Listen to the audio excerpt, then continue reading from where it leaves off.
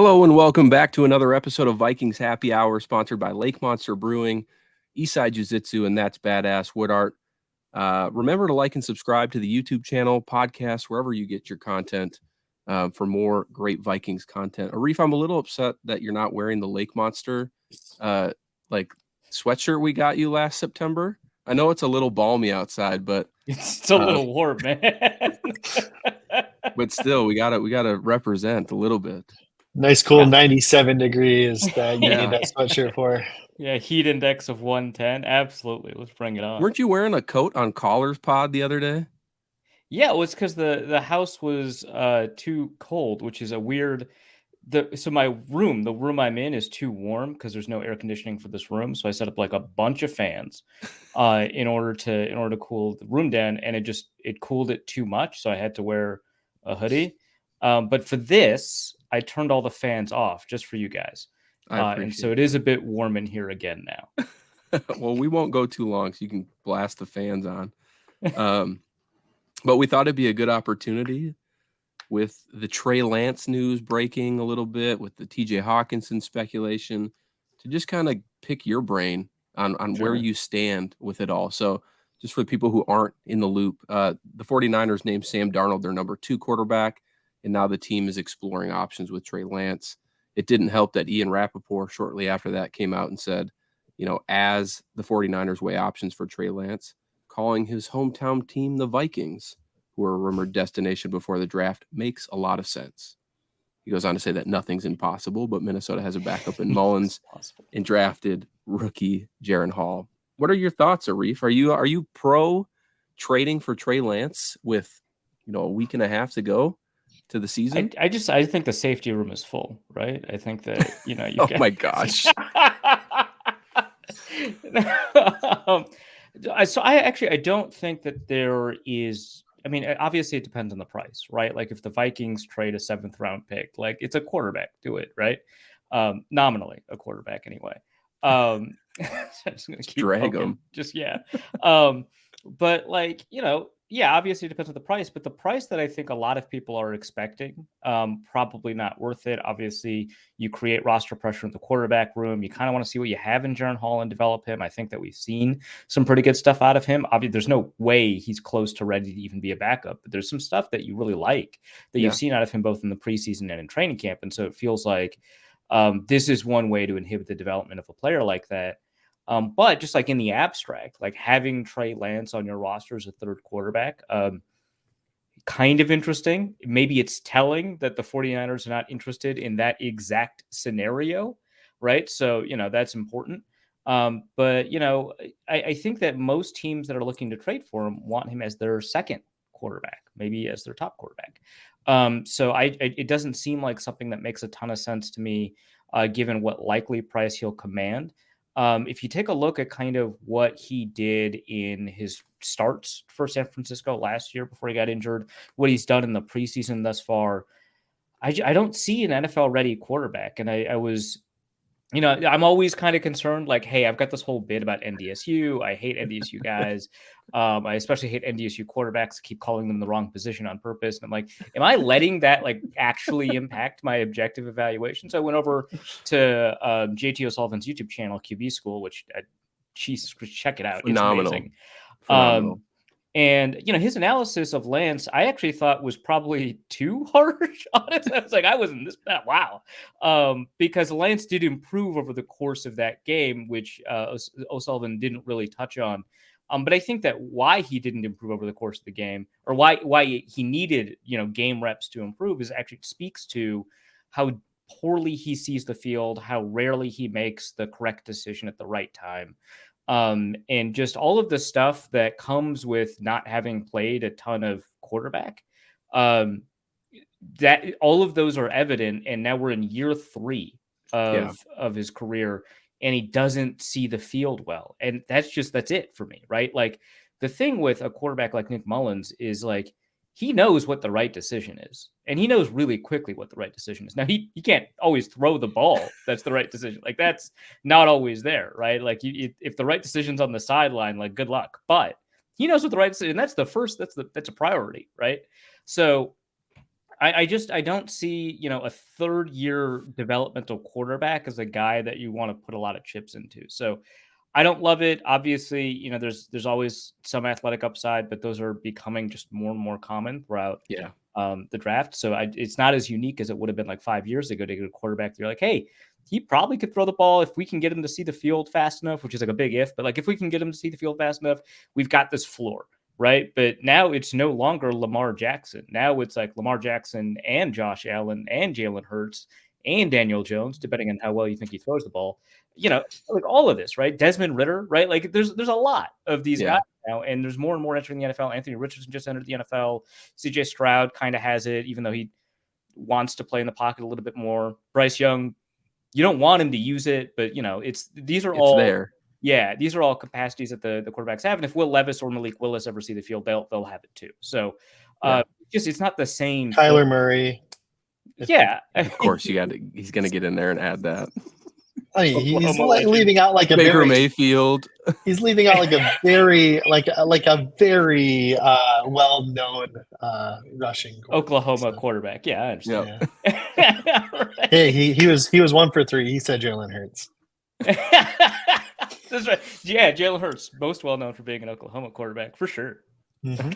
Mm-hmm. So when we think about like a potential trade though for Trey Lance, what is that like? What is even the draft compensation for that? Because I mean, if you're the Vikings, you've already invested a 5th round pick in Jaren Hall, and you've spent most of the offseason putting in work developing him.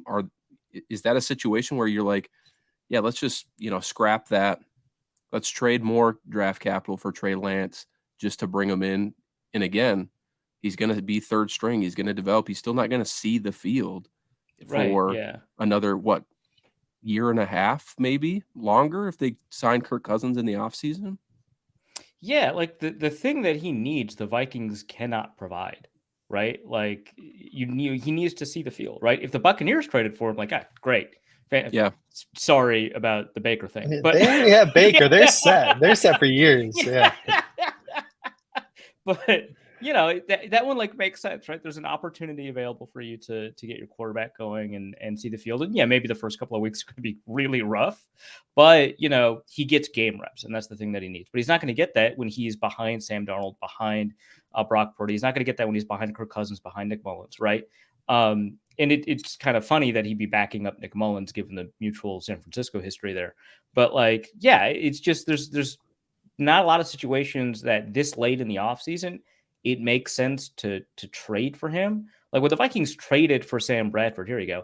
That one made a lot of sense, right? Like, they didn't trust the backup quarterback they had to be a guy that could win in 16 starts all that much. Like maybe he's a guy that you can get in one start, and they did. He had a broken foot at that point too, didn't he?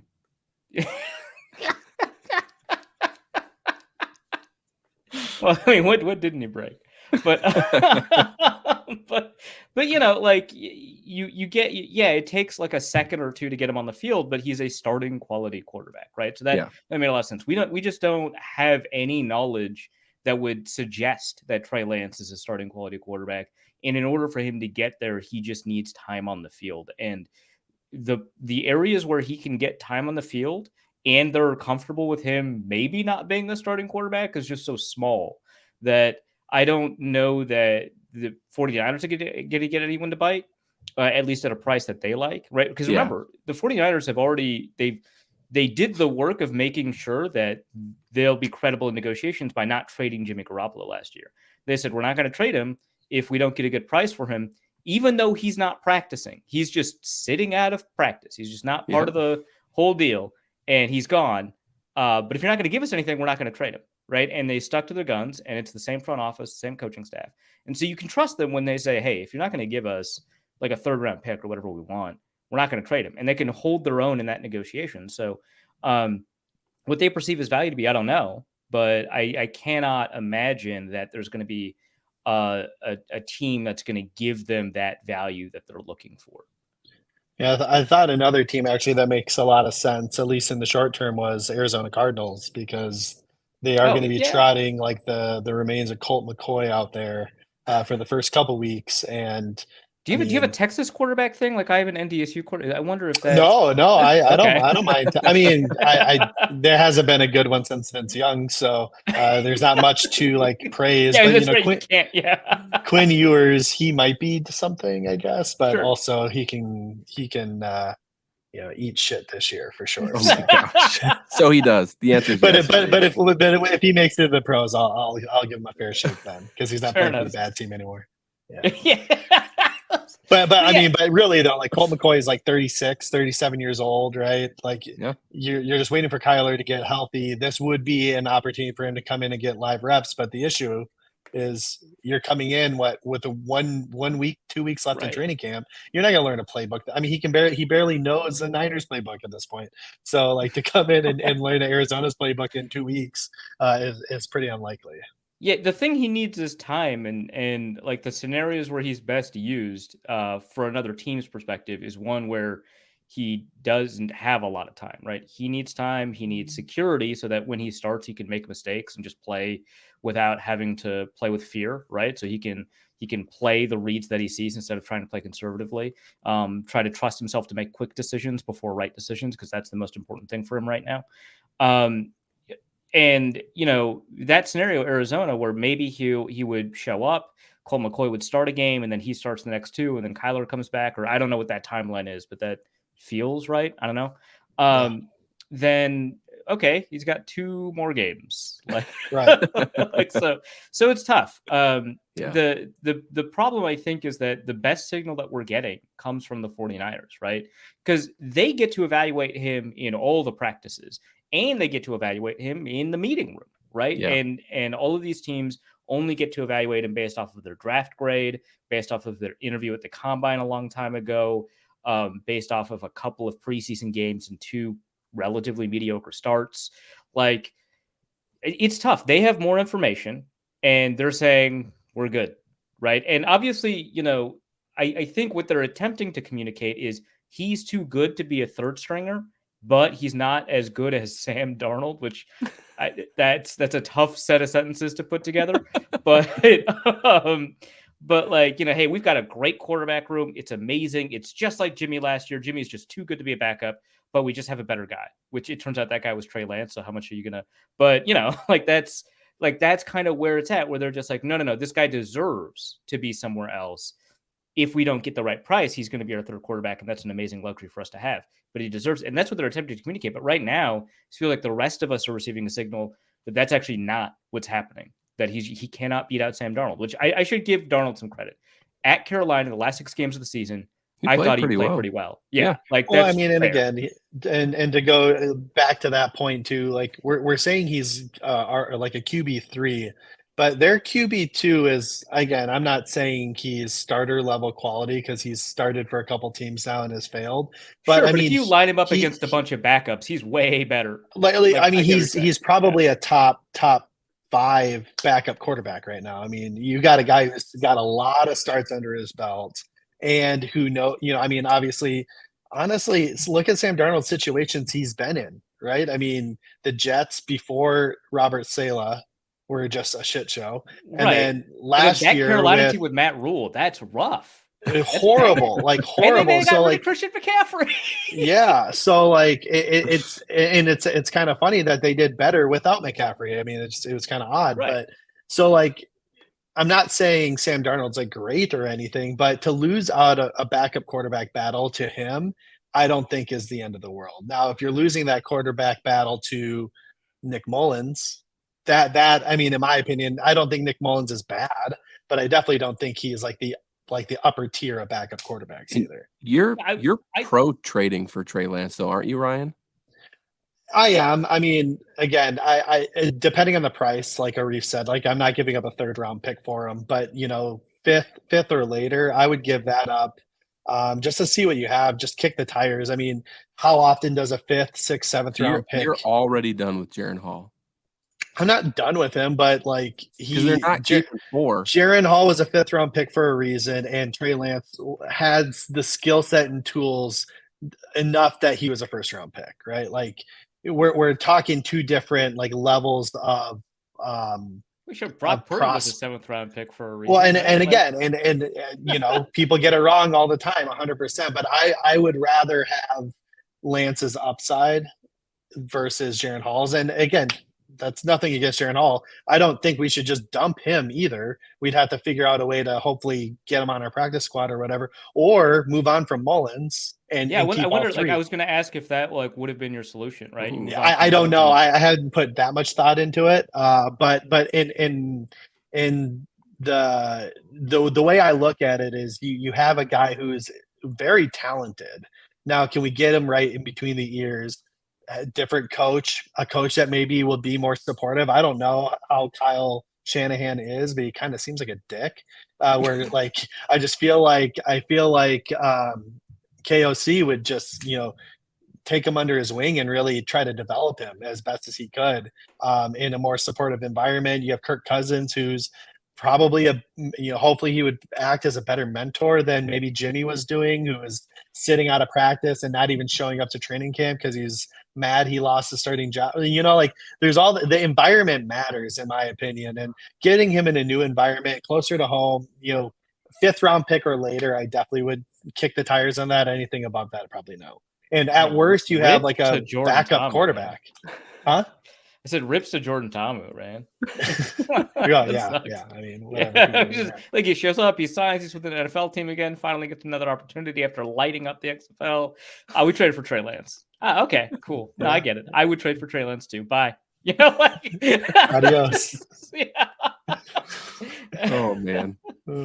Well, that's interesting because then you have to just determine whether or not you're comfortable not having a backup, basically, right? Because you've got 2 developmental quarterbacks, you're not really comfortable with either of them hitting the field. I think push big burden on Kirk Cousins. Yeah, but also hasn't missed a non-COVID game, right? Kirk doesn't miss games, number one, and then number 2, even if Kirk goes down, we're screwed. Nick Mullins isn't going to be the savior. Oh, this is the Peyton Manning, right? Have you heard the story? No. Oh, so a reporter, I actually he was writing a book, but I think he's a reporter, goes into Colts camp and he talks to offensive coordinator Tom Moore and not camp, practice. And during practice, the backup Jim Sorgi doesn't throw a single ball, right? He never takes a rep. And the guy turns to Tom Moore and he's like, come on, you got to give your backup some, what if Peyton Manning goes down? And can I swear on this podcast, by the way? Yeah. So Tom Moore turns to him and he goes, if Peyton Manning goes down, we're fucked, and we do not practice fucked. I mean, right? You're not wrong. So, that's an interesting. But the thing is, the point of a guy like Nick Mullins is that you're not fucked. If Kirk Cousins goes down, if he goes down in week 2 and that's the rest of the season, yeah, you are. Right. Yeah. But if he goes down in week 15 and right before week 15, there's 4 games left to play or whatever it is, right? And you just need to win 2 of the next 4 in order to secure a favorable seed or home field advantage or whatever. That's not a bad situation to be in. That's actually a pretty good one with Nick Mullins. I personally think that he is a fairly quality backup, right? Would I take Sam Darnold? Yeah. But I think that among the backups, he's up there, right? He's certainly better than a Josh Johnson, right? So I think that you're not practicing fucked with Nick Mullins. I think that you've got an opportunity to maintain your position, hoping that Kirk comes back. So I think it's not really the same but I also think Trey Lance could at least hold the ship for a little while too. As much, I mean, I don't think he's as bad as we're making him out to be. Yes, he has. I don't think anyone says he's bad though, right? It's just that I am. Well, I'm saying he's bad. If we're saying that we have complete developmental thing, I mean, granted, yes, I don't think he's great at this point in time, but yeah, if same scenario, you get to week 14 or whatever it is, we're trying to make a little bit of a play, a high end playoff push, and he gets called into action for 2, 3, 4 games. I think he can, I'm not saying we're going to be just dominating teams with him at quarterback, but I think he can hold the ship and hopefully not mess up too bad. I mean, at worst, you have a scrambling quarterback. I mean, it's better than Joe Webb, who we tried it out for a playoff game, right? I don't think we'd be in as bad of a situation as Jaren Hall. I think he's ahead of him in that perspective, but I could be wrong. Who knows? I just looked up Trey Lance's QBR, 34.9. Okay, but we also got to like provide a little context in the fact that like one of those games was a literal monsoon. Okay, no, that's like, fair. That's fair, right? Like he literally played in Sure. a monsoon in Chicago, and then tore his knee up in the very, or he broke his leg, something like that, in the very next game. So it's like, let's. No, that's fair. That's fair. I think there's. I mean, I do want to say he's better. Like if I had to choose between him and Jaron Hall going to a game, right? Not just tomorrow, but probably for the rest of the season, I'd pick Trey Lance, right? Like there's no question in my mind. But that's I don't know. I just feel like we are at a point where we're like, and Trey Lance is younger. Like he's literally by 2 younger years. Yeah. So he's BYU, dude. Man, I can't. How did Zach Wilson get away with that? How is Zach Wilson the middle schooler coming out of BYU and everyone else coming out of BYU is like 27? Like an is old Zach man Wilson already. like surprisingly older than? No, he's as young as he looks. He's 24. Yeah, I shouldn't say he looks 13, but he's look young 13. and he looks young. But like, yeah, no, he came out at like 22 or something like that. He was not like Brady Christensen coming out at like 26 or whatever, right? Or 27. Like he that didn't go on his mission trip. So right, yeah. So like which is like can you declare for the draft from BYU if you never went on the mission trip? Is that they let you do that? That's crazy. I don't know. You find out for us. Yeah, we have somehow spent 20 minutes talking about backup quarterbacks, one of which, or most of which, aren't even on the team. But good conversation. But I promised Arif a short show, so I want to get your thoughts quick, and let's segue over to the news that broke about TJ Hockenson, that they're working on an extension, both sides far apart, and Hockenson wants to reset the market with a historic contract extension. Also, just in case you weren't aware, he's been limited at practice because of an ear infection and now back soreness. All in the same tweet. Like it feels like there's something going on with that. Yeah, Deanna Rossini of The Athletic reported that, by the way. Yeah, he came in the office, told me the ear infection was gone, but yeah, I guess he's got back soreness. It could all be genuine, right? I don't know, but like it feels right. Do you think TJ Hockenson deserves a record-setting tight end contract, like to go above the guys like Darren Waller and George Kittle, whose average per year 17, 15? You know, it's up there. Okay, so like what the problem is that the way contracts are like reported and the way that they play out are like very different, right? So like George Kittle's total value contract, $75 million, right? And you could offer TJ Hockenson a contract that is more than that, but the cap hits every year would be less than that, right? And so like, you know, it's kind of whatever, but like, yeah, baseline his average per year is 15 million. Travis Kelce is like really close to that, like 14.5 or something like that. And he signed that contract in 2020. So in 2023 terms, you know, that would be, you know, probably 15% more. So, you know, you could, in theory, give him a $15.25 million contract. And that would be less in terms of the cap impact relative to what you have available to you than the contract that George Kittle signed, right? So it's possible that you could do that. I mean, so he is a really high quality tight end, but he's just not in that tier, right? Like he's not a George Kittle. He's not a Travis Kelce. He's you put him on the cusp of that tier at all? Pretty close. Because I think on this show, we're like, I would say he's a top 5 tight end.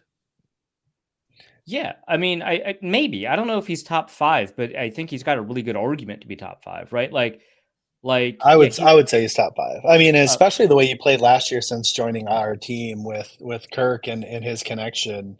I mean, last year I think down the stretch he put up top 2 numbers. Yeah. And also it deserves to be pointed out that like the middle area of the tight end group in the modern NFL right now is pretty barren. So there's probably like, because like what, Hunter Henry, right? Like get out of here. Will Disley. But I wouldn't put him in the middle, man. That's rough. But he's in the middle for contracts. If fair enough, but like, if Darren Waller plays like he did 2 years ago for the Giants, then I would take him over high, and there's a very good chance that he does that, right? Probably never going to put Evan Ingram in that top 5, but I've already listed 4. So, it can be, what about Dallas Goedert, right? Like it can be. He feels very similar to Dallas Goedert. Yeah, right. And if like Kyle Pitts, does the thing that he did his rookie year, and it's possible that he's not top 5, but he's not an elite tight end. He's not one of those top 3 guys. He's not Kittle, Andrews, not Kelsey, right? So, Mark Andrews. There you go. And that's the point you make, Arif. I very much agree with on the front end, right? Of like. So what ends up happening is people look at tight end contracts. They see Travis Kelce knowing he's the best tight end in the league, and he's at like 14.3, and then average, right? Yearly average. And then they look at Travis Kelce, or not Travis Kelce, George Kittle, who's at 15, and they're like, well, if he's not better than those two, so he can't make that much. But those contracts are from 2020. Yeah, exactly. Like those contracts are from 2020. So if you gave those guys new contracts today, they would top the market for sure. Right. They'd be making what Darren Waller makes right now, which is like 17. 17, right? Yeah, exactly. So it's like I don't have an issue paying him money because I do think he's a top 5 tight end. I think he's better than Dallas Goedert, so I would put him at 5. And he's younger than all these guys, significantly, actually. Outside of Goddard and Andrews, those guys are 28. Everyone else that we're talking about are 30 plus. So you're locking in a guy who is young yet, who's also a top 5, ascending into his prime. Like tight ends prime are basically at the end of their first contract in through their second contract. And then if you're Travis Kelce, you just keep going because you're just amazing. Gronk, same thing, right? So I don't mind paying him upwards of that money. I don't think 17. I wouldn't pay him 17. And so if he's looking for the highest average, that's not something I would. I don't know. I wouldn't say I wouldn't entertain it if I were the Vikings. It certainly, but I wouldn't accept that, right? Like I wouldn't be comfortable giving out a 17 average unless like he's willing to take a lot less job security and turn it into a bunch of incentives and stuff that would hurt him ultimately. Do you make him wait and just franchise tag him this offseason? Man, I mean, players are taking it much more personally year after year. Like the more time goes on, the more they just hate getting franchised. And the more they like react to it, right? The more they like hold out of mini camp and hold into training camp and stuff like that. So you have to consider that. And I think that a good chunk of roster management is not just identifying the most expected points per dollar or the most expected wins per dollar and maximizing your contract and extracting as many wins as you can get out of each individual. A lot of it's person management, right? It's human management. And I think that like a franchise tag resolves this issue for you from a contract standpoint for 1 year, but like you cannot consistently tick off players in contract negotiations with you. You can't like, okay, as Za'Darius Smith happens, that's like maybe a one-off thing. There's a miscommunication about kind of what the expectation was heading into year 2. Danielle Hunter, okay, that's getting a little bit closer to maybe this could be a persistent issue, but he's dealing with stuff from the last front office. So, maybe that's carrying over. But if this like keeps happening, like it becomes a really like you lose the value that you got of getting an A from the NFLPA because like now players just don't trust the front office. Mm-hmm. So I would always be hesitant if I was the front office to use a franchise tag just from that perspective, knowing that you've had a couple of contract things just come up. And I would hope that he would accept something like a 15 million because I think a 15 million is probably in the current contract environment, something closer. And you could say, hey, you could get the highest total, right? We could get you a 90 million 6-year contract, right? That's 15 times 6, I think. We can probably we could get you a $90 million. Oh, great. Awesome. We can get you a $90 million contract over 6 years. Mind you, the last 3 years of this contract are fake, but we could get that for you. And so like, yeah. Well, I mean, and that's the thing, like, history, I guess. Yeah, that's the thing that you can do, right? Like even like get him a number that like boosts that ego enough. Hey, we're paying you more than George Kittle at 15.5 even. Right, yeah. Right? And like you said, make it some dummy years in there to kind of just spruce it up a little bit, knowing that you're gonna have to restructure after 2 or 3 years probably anyway. But if you keep performing. But like, that like there's ways to get it done. I'm intrigued because the fact that they say they're far apart is I wonder like what that's about. Yeah. concerning to me. It would be really difficult for it because they are stuck, right? They cannot offer less than 13 a year. They cannot give him less money than Josh Oliver. They just can't. Yeah. Yeah. And so like that's an important thing too. So they're stuck. So I don't know how far apart they could possibly be unless Hockenson's asking for 17. In which case, like if they're offering 14.5 and Hockenson's asking for 17, I would probably characterize that as pretty far apart. Yeah. That would be kind of the concern, but I would suggest that a Hockenson's agent needs to recalibrate expectations if he wants 17. That is a real tough ask.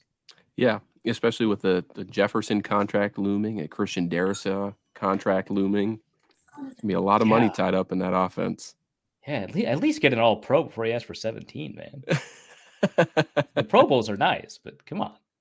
Pro Bowls don't count. Absolutely do. Didn't Mitch Trubisky go to a Pro Bowl?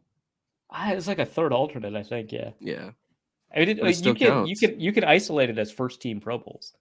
Like I think Wikipedia doesn't, but I think Pro Football Reference does. I don't think they count alternates. So, that's nice. Interesting. Yeah.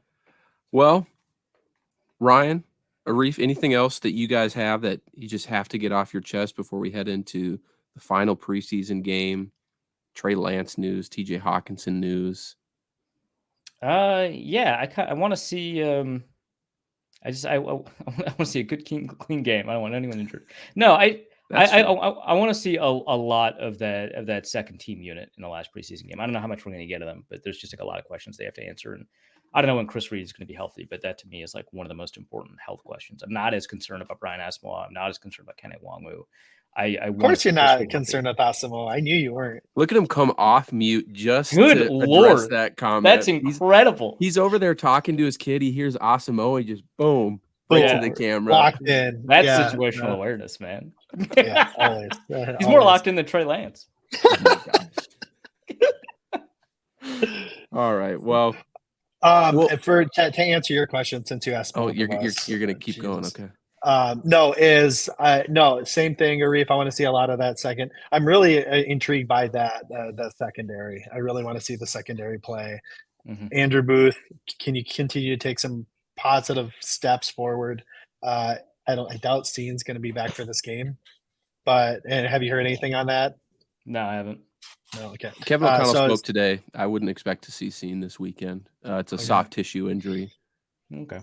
Not a big deal. So I'm hoping that he can recover because I was really excited about both of those guys this preseason, and I think they're both playing well. So it'd be interesting to kind of see the progression. Yeah, it'll be fun, and like you said, Arif, I hope also that just no injuries.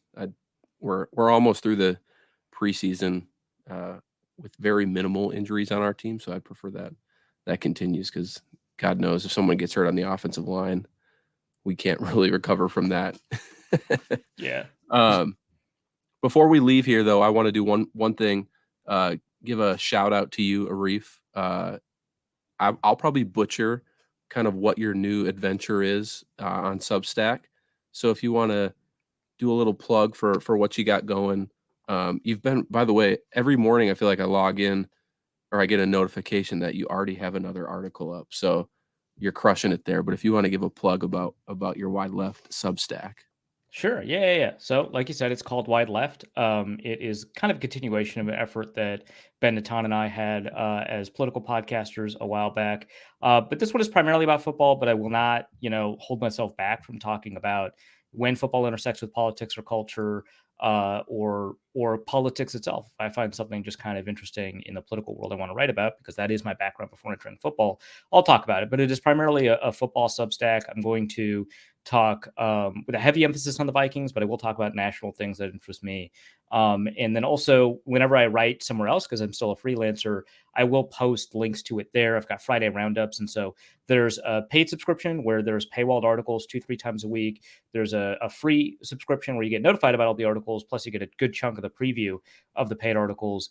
And that free one will also get you access to some free articles as well. every week. So you can head over there. It's wideleftpost.substack.com. There was someone tried transferring me wideleft.substack.com. We talked about it and she was like, yeah, let's do it.